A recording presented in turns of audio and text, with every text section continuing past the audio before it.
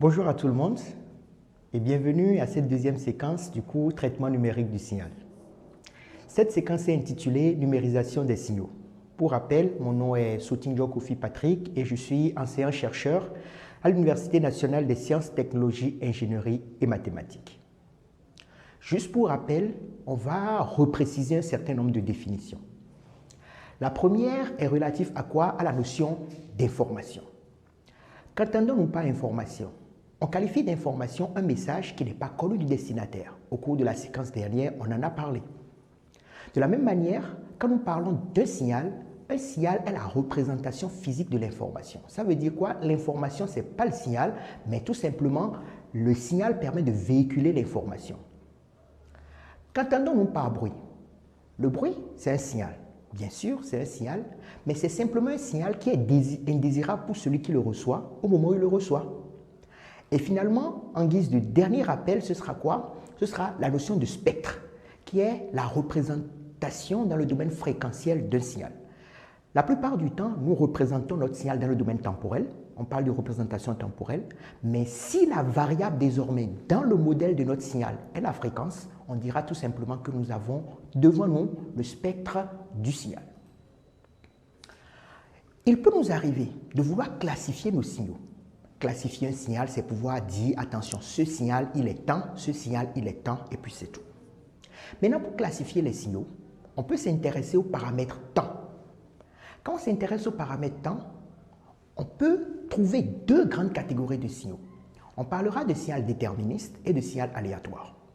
On dira que le signal est déterministe lorsque, à tout moment, on peut prédire sa valeur. On dit également que le signal sera déterministe quand, à tout moment, on peut le modéliser grâce à une expression mathématique.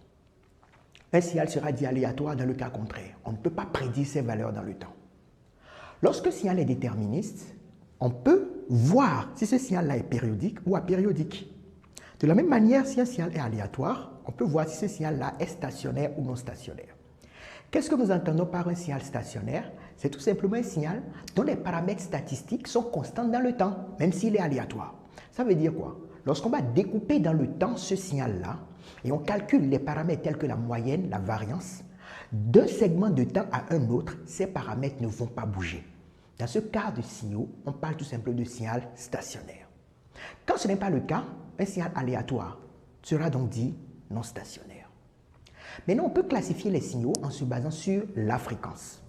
Eh bien, quand on observe le spectre d'un signal, pour rappel, la représentation fréquentielle de ce signal, on peut voir les fréquences qu'on retrouve dans ce signal-là.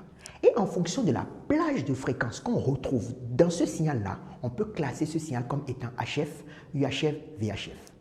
Exemple, lorsque un signal a ces fréquences qui est comprise entre 3 et 30 MHz, on dira que ce signal est HF, qui veut dire haute fréquence. Lorsqu'on se retrouve entre 30 et 300 MHz, on dira que ce signal-là est comment? Est VHF.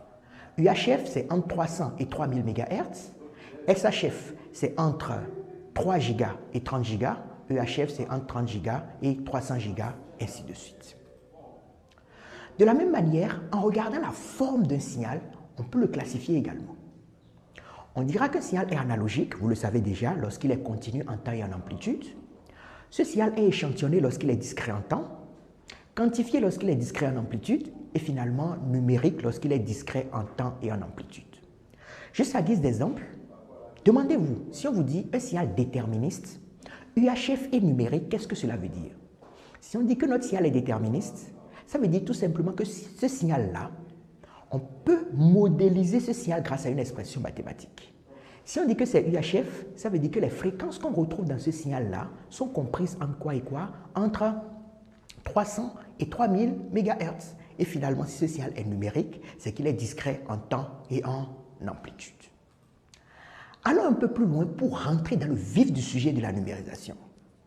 Quand on veut numériser, il y a globalement 3 étapes. La première étape, c'est l'échantillonnage. Ensuite, on aura la quantification et enfin, on aura le codage. Eh bien, mes chers amis, lorsqu'on vous parle d'échantillonnage, retenez que l'échantillonnage, c'est le fait de sélectionner des valeurs de ce signal à intervalles de temps réguliers. Regardez un peu ce signal qui est décrit en rouge au niveau de la diapositive qui est juste là. Vous allez donc constater que À intervalle de temps qu'on a appelé TE au niveau de cette diapo-là, nous récupérons les différentes valeurs de ce signal-là. Donc, on prend une valeur du signal à 0 fois TE, ce qui nous donne 0. On prend une valeur de ce signal à TE, à 2TE, à 3TE, à 4TE, ainsi de suite. Toutes les valeurs intermédiaires sont perdues.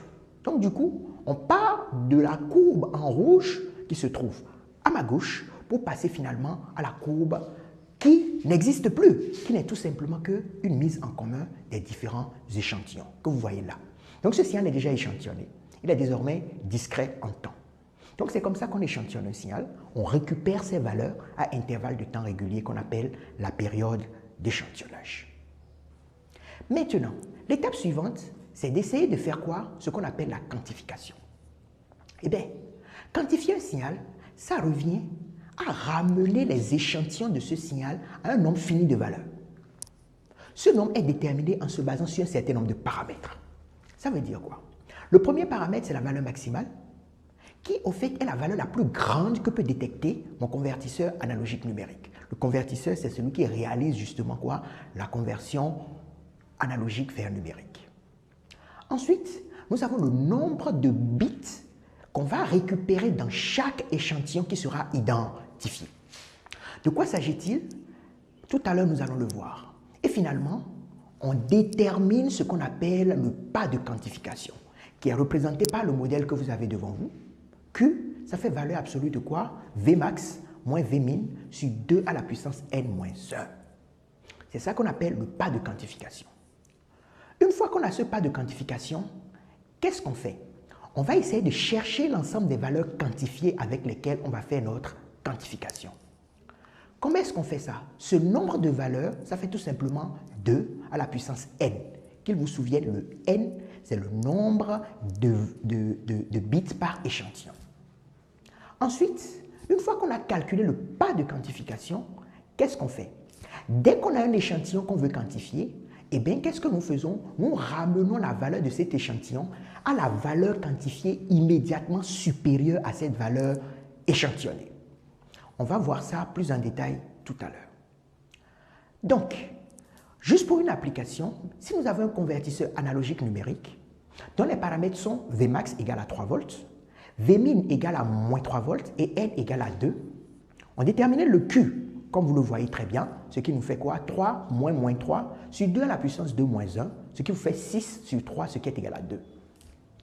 Pour l'ensemble des valeurs quantifiées, on commence par quelle valeur? On commence par Vmin, qui vaut moins 3. Pour trouver la valeur quantifiée juste après, on va faire la valeur précédente plus Q. Donc, on fait moins 3 plus 2, ce qui nous donne moins 1. Pour trouver la troisième valeur quantifiée, eh bien, ça nous fait quoi? La valeur précédente qui est moins 1 plus Q qui vaut 2, ce qui nous donne 1. Ensuite, pour trouver la dernière valeur, on fait quoi? La valeur précédente plus Q encore, ce qui fait 1 plus 2, ce qui nous donne 3. Eh bien, juste pour rappel, le nombre de valeurs quantifiées, ça fait 2 à la puissance n. n ici étant 2, quand on fait 2 à la puissance 2, ça nous fait tout simplement 4. Et si vous dénombrez bien la liste des valeurs quantifiées, nous en avons exactement 4. Une fois la quantification faite, eh bien, on peut résumer cette étape-là de quantification de la manière suivante. En se basant sur l'exemple précédent, eh bien, on va ramener à la valeur moins 3 tous les échantillons qui ont une valeur inférieure ou égale à moins 3. On va ramener à moins 1 tout échantillon dont la valeur est comprise entre moins 3 et moins 1. On va ramener à la valeur 1 volt tout échantillon dont la valeur est comprise entre moins 1 et 1. Et finalement, on va ramener à 3 volts tout échantillon dont la valeur est supérieure à 1.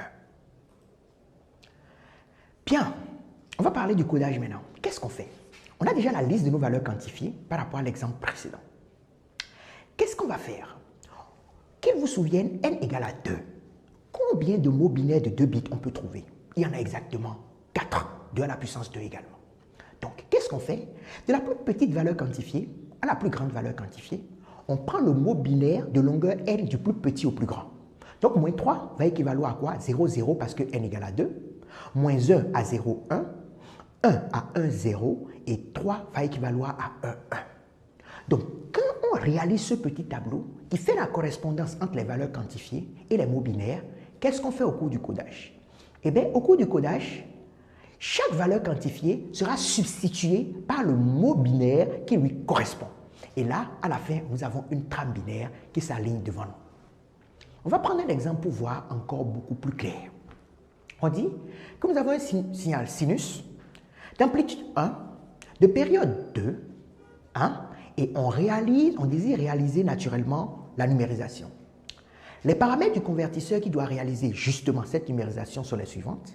La période d'échantillonnage égale à 0,5 secondes, le Vmin égale à moins 2, le Vmax égale à 2 et n est égal à 2.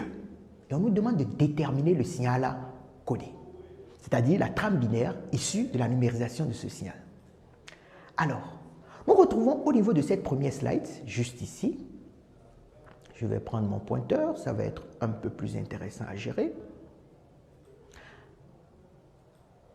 Alors, ici, vous avez la représentation de notre signal sinus.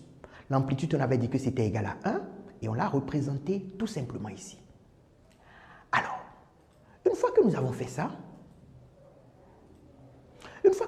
ça, on va échantillonner. Ça revient à quoi? On nous a dit que la période d'échantillonnage est égale à 0,5.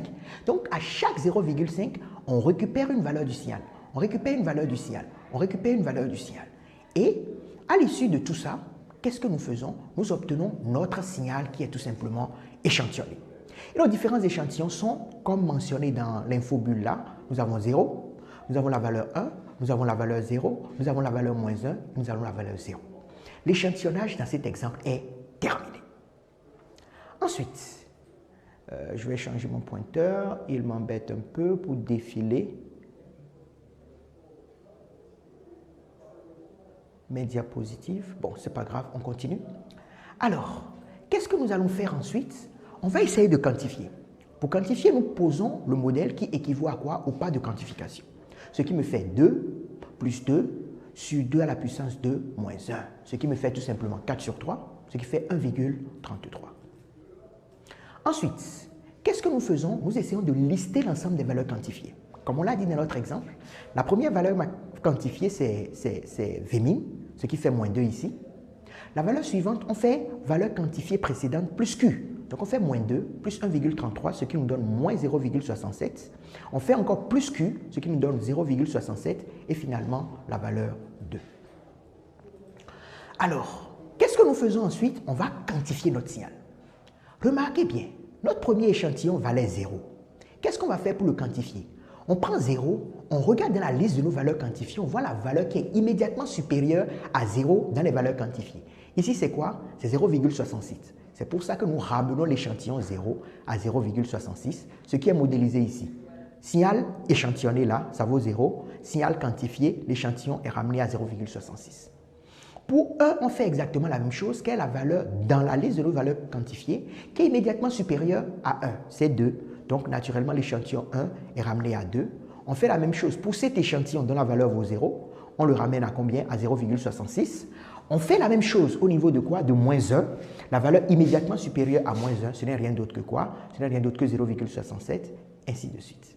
Donc, on fait cette équivalence-là et on transforme nos échantillons en des valeurs beaucoup plus intéressantes pour nous. Intéressantes pourquoi? Parce que désormais, à l'issue de cette opération, tous les échantillons seront ramenés scrupuleusement à nos valeurs quantifiées. Donc, le nombre de valeurs prises par le signal est fini. Et là, notre signal devient donc discret en amplitude. Alors, nous passons à la diapo suivante. Qu'est-ce que nous faisons pour le codage? Eh bien, qu'il vous souvienne, les valeurs quantifiées sont les suivantes. Donc, on essaie de faire équivaloir à chaque valeur quantifiée quoi? On fait équivaloir le mot binaire qui lui correspond, du plus petit au plus grand. Du coup, si nous prenons 0,66, on va voir au niveau de notre tableau, 0,66 correspond à quel mot binaire? 1, 0, on cale 1, 0 là. 2 équivaut à quel mot binaire? 1, 1, 0,66, 1, 0, moins 0,66, 0, 1, 0,66, 10. Alors du coup, lorsqu'on le fait comme ça, eh bien, on n'a plus aucun problème. On n'a plus aucun problème en ce sens qu'on a quitté notre signal analogique pour retrouver notre trame binaire. En guise de synthèse, regardez un peu ce que nous avons. Nous avons notre signal échantillonné qui est là. Nous avons notre signal quantifié qui est juste là et notre signal codé qui est juste ici. Amusez-vous à reprendre cet exemple-là autant de fois que nécessaire et finalement passer à l'illustration suivante. Nous allons reprendre exactement le même signal sinusoïdal de tout à l'heure. On va passer notre amplitude à combien? À 2. La période est égale à combien? Est égale tout simplement à 1 seconde. Et on observe ce signal sur une période. Et on désire numériser. Mais désormais, nos paramètres sont quoi? 0,25 pour la période d'échantillonnage, Vmax égale à 5, Vmin égale à moins 5 et finalement n égale à 3. On vous demande de reprendre exactement ce qui s'est passé tout à l'heure et d'essayer de déterminer tout simplement le signal codé. Donc en gros, c'est un peu ça. Excusez-moi un peu parce que je dégouline de sueur, la clim de la salle d'enregistrement s'est coupée, mais j'espère que cette séquence a été relativement claire. Quelles sont les consignes? Les consignes sont que vous reboucliez autant de fois que nécessaire le visionnage de cette vidéo. Reprenez, reprenez, reprenez autant que faire se peut. Comprenez le process et ensuite, qu'est-ce que vous faites? L'exemple dans le process qui a été décrit, reprenez-le. Prenez le signal qui a été mis au départ, reprenez les mêmes paramètres qu'on a eu à prendre, essayez de griffonner ce que nous avons fait sur votre brouillon. Une fois que vous estimez avoir compris le processus, prenez cet exemple-là, réalisez-le et finalement, vous le faites sur un papier, vous photographiez les résultats que vous avez, vous le copiez dans un fichier Word et vous le postez en réponse du questionnaire qui vient juste après la publication de cet élément. Je vous remercie pour l'attention et on se dit à très bientôt.